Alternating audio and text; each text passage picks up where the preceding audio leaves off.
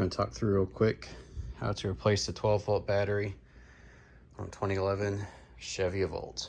Tools you'll need: 10 millimeter, 13 millimeter, the drive for that, and then I found having a little screwdriver useful to pop the clips off as you're getting access to the battery. It went dead the other day and had to get it jumped, and having some other just kind of random issues, so I'm checking it out to see if this is the fix.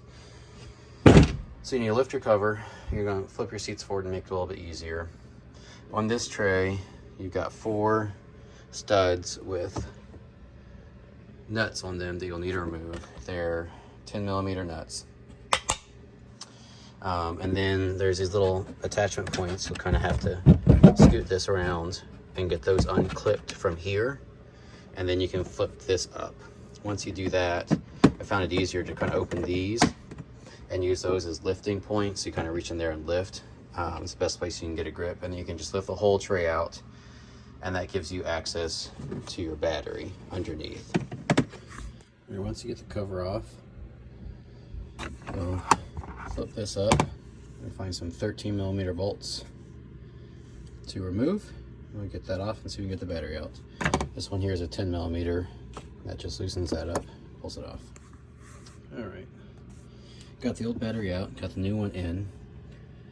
Of these 13 mils over here, the only thing that's useful to remove is this one that connects to the post. Get that off, makes it easy to remove. And then there's 2 tabs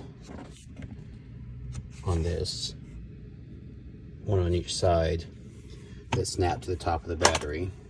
There's also this strap here that has a 13 mil that feeds right in down there, and then your vent hose, don't forget that. Make sure that's plugged in so your battery can vent. So once you get your old battery out, new battery in, tighten everything back down, put your cover back in, and the rest of your trunk back together.